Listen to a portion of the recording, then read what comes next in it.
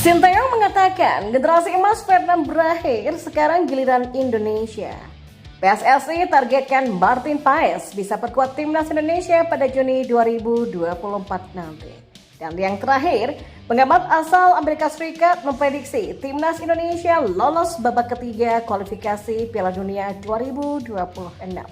Simak selengkapnya di sini hanya di Kamus Bola untuk Anda.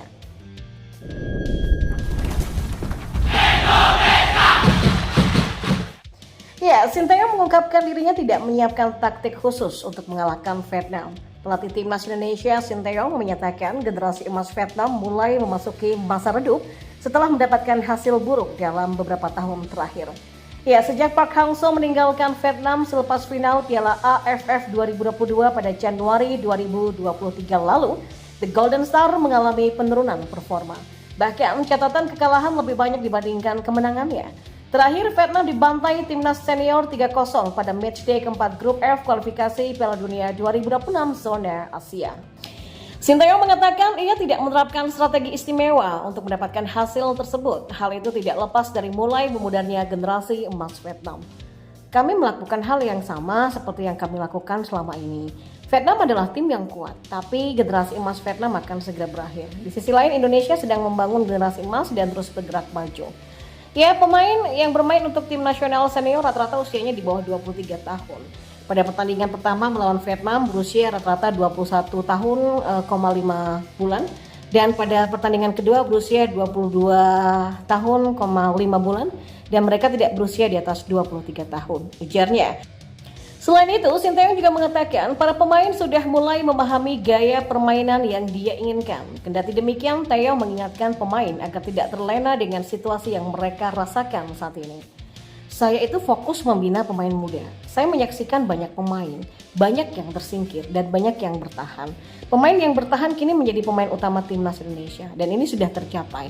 Saya melihat jauh ke depan, para pemain sekarang mengetahui dan mengikuti gaya permainan saya. Kami menargetkan untuk melaju ke babak penyisihan akhir kualifikasi Piala Dunia.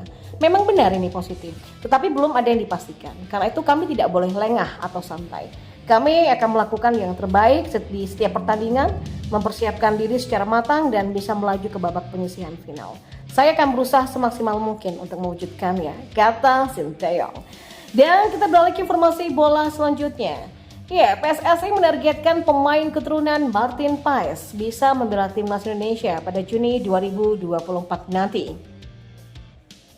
Pada medio tersebut, timnas Indonesia akan melakoni 2 pertandingan sisa putaran kedua grup F kualifikasi Piala Dunia 2026 zona Asia. Dan rencananya timnas Indonesia menjamu Irak pada Kamis 6 Juni 2024 dan Filipina pada Selasa 11 Juni di Stadion Utama Gelora Bung Karno, Senayan, Jakarta. Ya, diharapkan bulan Juni ini bisa main lah, kata anggota Komite Eksekutif atau Exco PSSI Andri Irawan ketika ditemui di kawasan Pancoran tadi malam. Ya, sejatinya proses naturalisasi Martin Paes diurus bersama dengan Tom Hei dan Ragnar Oratmangun. Kini Tom Hei dan Ragnar sudah resmi menjadi bagian dari timnas Indonesia. Keduanya pun mencatatkan debut di timnas Indonesia pada lanjutan putaran kedua grup F kualifikasi Piala Dunia 2026 zona Asia kontra Vietnam yang berakhir dengan kemenangan 0-3 di Stadion Midin Hanoi, Vietnam pada Selasa 26 Maret. Saat itu Tom yang mencetak 1 assist bermain penuh, sementara Ragnar yang menciptakan 1 gol ditarik keluar pada menit ke-95 untuk digantikan oleh Ricky Kambuaya. Dan kami masih menunggu Martin Paes juga kan. Paes kan masih belum resmi ya, karena masih ada masalah di CAS atau Pengadilan Arbitrase Olahraga, kata Andri Irawan. Ya, kiper FC Dallas ini yang belum kunjung berseragam timnas Indonesia karena proses naturalisasinya terganjal masalah. Paes ternyata sempat membela timnas U21 Belanda pada ajang kualifikasi Piala Eropa U21 2021 yang saat itu usianya sudah memasuki 22 tahun. Berdasarkan aturan FIFA, seorang pemain bisa berganti dan bermain untuk tim nasional lainnya jika berusia di bawah 21 tahun pada saat terakhir bermain baik itu tim junior ataupun senior di pertandingan resmi.